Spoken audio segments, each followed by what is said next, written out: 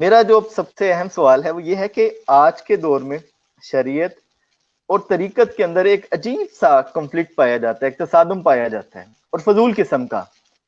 تو جب بات کی جاتی ہے تو اسے کیا کہہ سکتے ہیں کہ کم علمی ہی کہوں گا کہ منصب والے بھی نہیں سمجھا پاتے کہ شریعت اور طریقت میں کیوں تصادم ہے، جبکہ فرمان علی شان ہے حضور سیدنا خواجہ محمد شاہ حضور ملنگی بابا کا کہ شریعت اور طریقت دونوں لازم و ملزوم ہے. حضور اس کی تھوڑا وضاحت فرمائیے گا.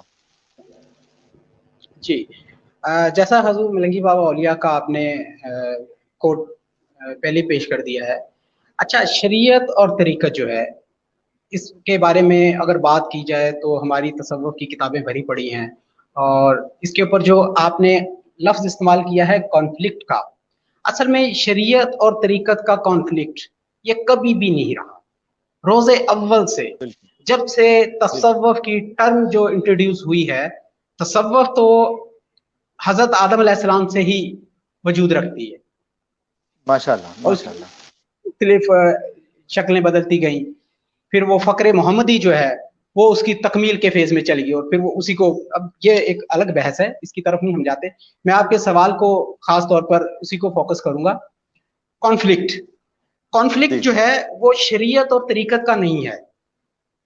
حتیٰ کہ شریعت اگر علم ظاہر کہا جائے قرآن کا، صاحب قرآن کا، فرامین رسول کا، اس کا ظاہر اگر شریعت کہا جائے، اور اعمال کو اگر ہم کہیں کہ یہ طریقت ہے، تو ظاہر اور باطن، اگر شریعت ظاہر ہے اور طریقت باطن ہے، اگر ان دونوں میں لفظ کانفلکٹ آ جائے گا تو پھر اس کو کہیں گے ظاہر اور باطن کا تضاد.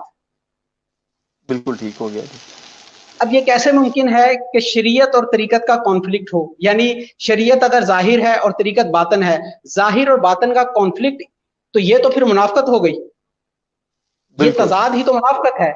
تو اس لیے میں یہاں یہ کہوں گا کہ شریعت اور طریقت کا کبھی بھی کوئی کانفلکٹ نہیں رہا. بالکل ٹھیک. تو پھر صحیح جی. جھگڑا کس بات کا ہے؟ پھر مسئلہ کس بات کا ہے؟ جی پھر جی. دو مکاتب فکر ایک پیج پر کیوں نہیں ہے؟ پھر ہماری یہی سب سے وے آف مین ایشو ہے. تھنکنگ ایک نہیں ہے، وہ کیوں ڈیفرنٹ ہے؟ بالکل. پھر ہمارے درمیان اختلافات کیا ہیں؟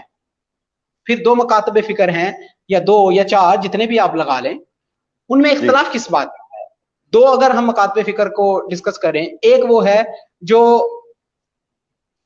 تصوف طریقت کا ماننے والا ہے، ایک وہ ہے جو اس پورے کانسیپٹ کا منکر ہے. ایک تو یہ ہے کہ ایک پہلو یہ ہے کہ وہ سرے سے مانتا ہی نہیں ہے، اس کو تو ہم رکھتے ہیں تھوڑی دیر کے لیے سائڈ پہ. اب